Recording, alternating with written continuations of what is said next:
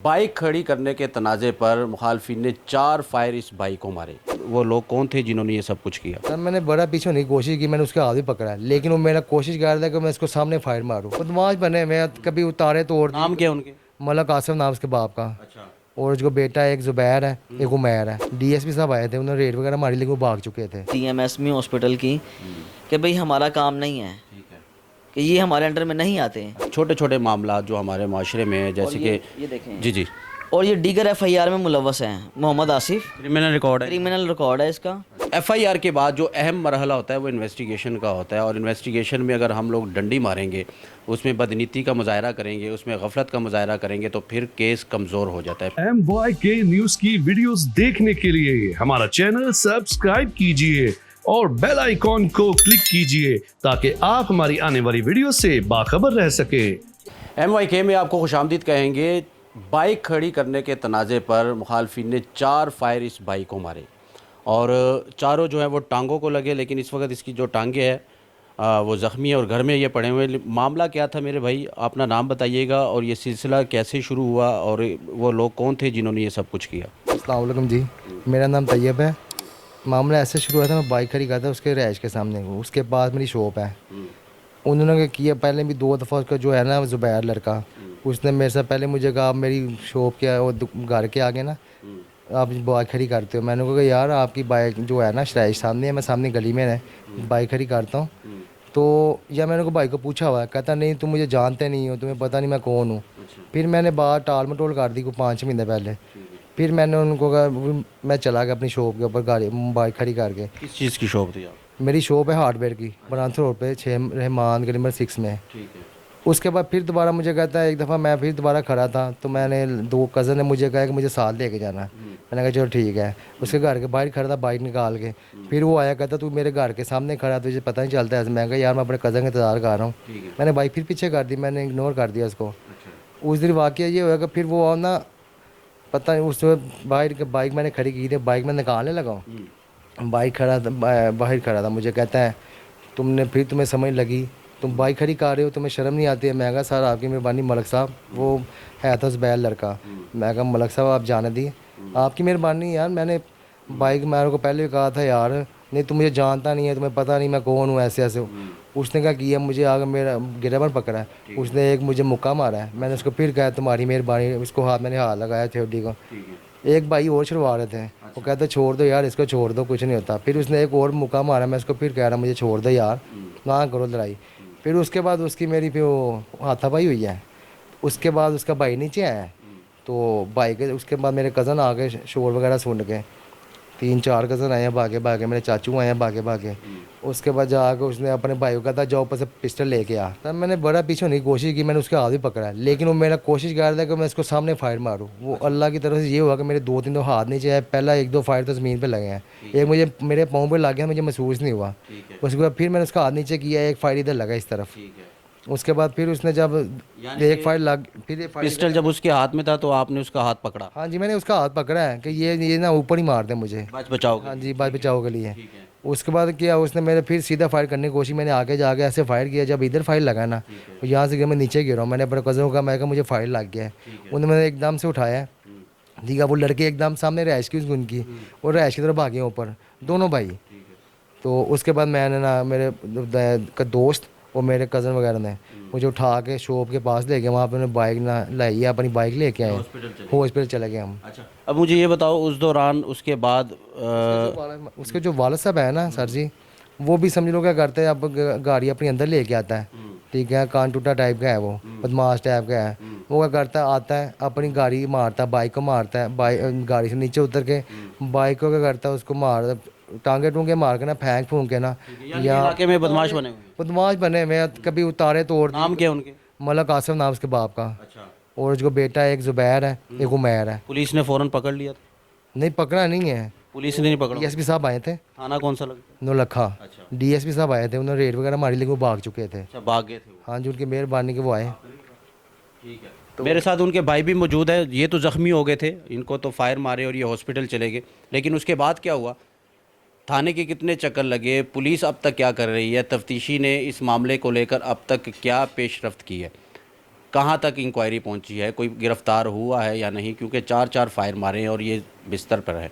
मेरे भाई मुझे ये बताइएगा कि ये तो हॉस्पिटल चले गए, फिर क्या हुआ था, पुलिस ने आपके साथ कितना कोऑपरेट किया? अस्सलाम वालेकुम जी। ऐसा है कि जी जनाब, इसके बाद मुझे ख़बर मिली कि मेरे भाई को फायर लगे हैं।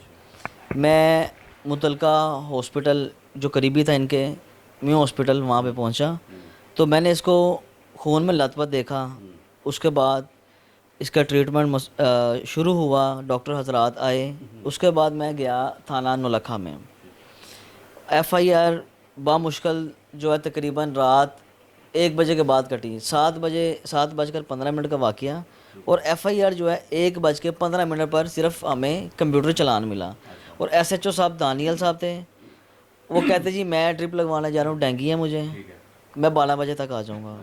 10 बजे हम हॉस्पिटल पहुँचे। डेफिनेटली को थोड़ा टाइम लगता है। उससे पहले DSP साहब आए मुतलका, उन्होंने उनके घर में रेड की, उनके घर से असला बरामद करवाया। वो पिस्टल उन्होंने बरामद करवा लिया। उसके अलावा भी उनके घर में था असला? उसके घर में भी था, असला था। उन्होंने रेड की, लेकिन वो दोनों फ़रार थे। बाप बेटा दोनों और तीनों फ़रार थे। उनका एक और भी भाई है, उनका नाम हमें नहीं मालूम, लेकिन उमैर और ज़ुबैर, ये 2 भाई थे जिन्होंने फायरिंग की मेरे भाई के ऊपर। उसके बाद हम लोग मसरूफ़ थे अपना इलाज मुआलजे में, थाने में। FIR की कॉपी, फिर FIR कटी सुबह 11 बजे के करीब। मैं तो हॉस्पिटल में था, मेरे अहलो अयाल जो भी थाने गए हैं। तफ्तीशी कितना कोऑपरेट कर रहा है? तफ्तीशी में हम लोगों ने जुम्मे वाले दिन, यानी कि 25 तारीख का वाक़या है, 26 को हमें डिस्चार्ज किया गया। सुबह यानी कि रात हम 5 बजे हॉस्पिटल से निकले हैं, साउथ सर्जिकल अनारकली वार्ड में, म्यू हॉस्पिटल सर्जिकल टावर में से। उसके बाद हम घर आए हैं, घर आके मिले हैं। हमने कहा जी इसका मज़ीद फर्दर मेडिकल क्या है।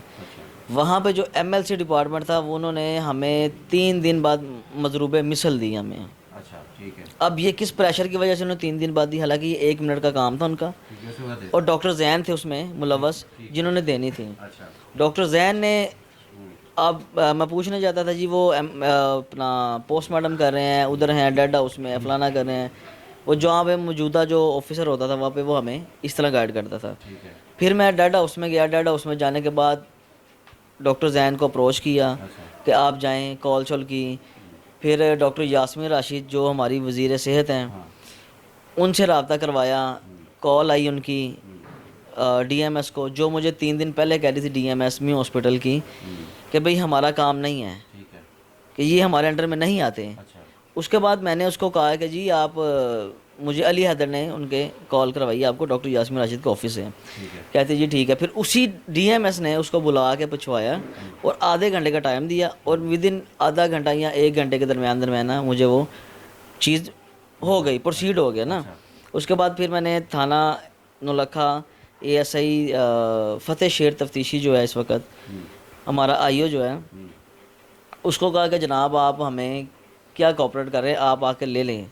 कहते जी मैं ले लाँगा, मेरा काम है, तुसी ना जाओ। खैर उन्होंने वो वहाँ से सुबह रिसीव कर ली। जुम्मे का दिन हो गया।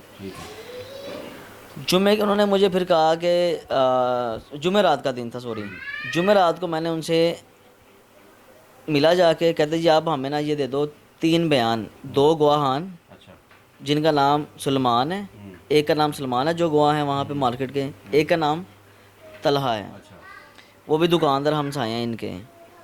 और उनके बयान, ये मजरूब का बयान सारा जमा करवाया। रात को 9 बजे मैंने उनको, वो कहते हैं जी सुबह मैंने नहीं जा सकता आपके साथ। मैंने कहा जी आप मज़ीद फर्दर मेडिकल के लिए जाएँ, उसके एक्सरे वगैरह, मज़ीद नोट्स वगैरह जो हमने वहाँ से लेने हैं वो हमें करवा दो, ताकि हम दफ़ात ऐड करवाएं और आगे का काम को चलाएं। वो कहते जी सुबह मैंने मंशियात कह के लेके जाना मुजरम। मैंने कहा जी आप उसके बाद चले जाएं, हमें को टाइम दें, हमें बता दें, कोई अहलकार साथ भेजे कि ताकि हमारा काम भी ना रुके। यानी कि कोऑपरेट नहीं किया, अभी तक नहीं कर रहे? अभी तक नहीं कर रहे। अभी आप देखें कि ना मुझे कोई कॉल की, वो अपने गांव चले गए थे।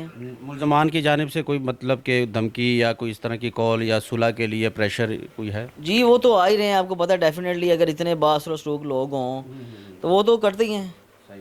मैं कोशिश करता हूँ तफ्तीशी को कॉल करूँ और उनसे बात की जाए, लेकिन उनका नंबर बिजी जा रहा है। अच्छा, अभी आप क्या कहते हैं, क्या होना चाहिए? हमें इंसाफ मिलना चाहिए। जो बाहर खुले घूम रहे हैं, आज़ाद घूम रहे हैं, उनको हवालात में बंद करके जेल भेजा जाए ताकि उनको नसीहत हो, सज़ा मिले। हमें कानून से जो है ना वो मदद चाहिए, इंसाफ चाहिए। ये हालात है जी। अब तो ये बिस्तर पर है, अल्लाह ताला इनको शिफा दे। लेकिन छोटे छोटे मामला जो हमारे माशरे में है, जैसे कि ये देखें, जी जी, और ये दीगर FIR में मुलव्वस हैं। मोहम्मद आसिफ, क्रिमिनल रिकॉर्ड है। क्रिमिनल रिकॉर्ड है इसका। इसका नाम है जी उमैर आसिफ। अच्छा, इसका पहला FIR नंबर है, दफ़ा क्या लगी है? मैं पहले भी 334, 324, 34, ठीक है, 440, 37 है। यानी कि लड़ाई झगड़े गई हैं। जी फायरिंग के। और ये रिहायशी है जी, इसका एड्रेस है मकान नंबर 10, गली नंबर 28, ब्रांथ रोड। वो 6 नंबर गली और बाहर का, यानी कि वो थोड़ा सा आ जाता है। ये इसमें मुलजम चलान ज़मानती है, ठीक है, ज़मानत है। और इसी तरह 324 में ये कहीं का मुदई भी है, 381 भी है, 411 भी है। मुख्तलिफ़ मुकदमात में इनके ऊपर रिकॉर्ड भी है, जो कि आप स्क्रीन पे देख भी रहे हैं, और क्रिमिनल रिकॉर्ड है इनका। और उसके साथ साथ पुलिस ने अभी तक इनको अरेस्ट नहीं किया। ज़ाहिर है प्री बेल करवाई होगी उन्होंने, ज़मानत, अबूरी ज़मानत पर होंगे। लेकिन FIR के बाद जो अहम मरहला होता है वो इन्वेस्टिगेशन का होता है। और इन्वेस्टिगेशन में अगर हम लोग डंडी मारेंगे, उसमें बदनीति का मुजाहरा करेंगे, उसमें गफलत का मुजाहरा करेंगे, तो फिर केस कमज़ोर हो जाता है। फिर क्या होता है, फिर ऐसे लोग जो मज़लूम होते हैं वो हम तक पहुँचते हैं और हमें कहते हैं कि हमारी आवाज़ आगे पहुँचाए। तो इनको भी अब ये लोग भी अपील कर रहे हैं कि वज़ीर कानून या IG पंजाब इस चीज़ का नोटिस लें, और ताकि उनकी ज़मानत जब कैंसिल हो तो उसको अरेस्ट किया जाए और उनको कैफ़रे किरदार तक पहुँचाया जाए।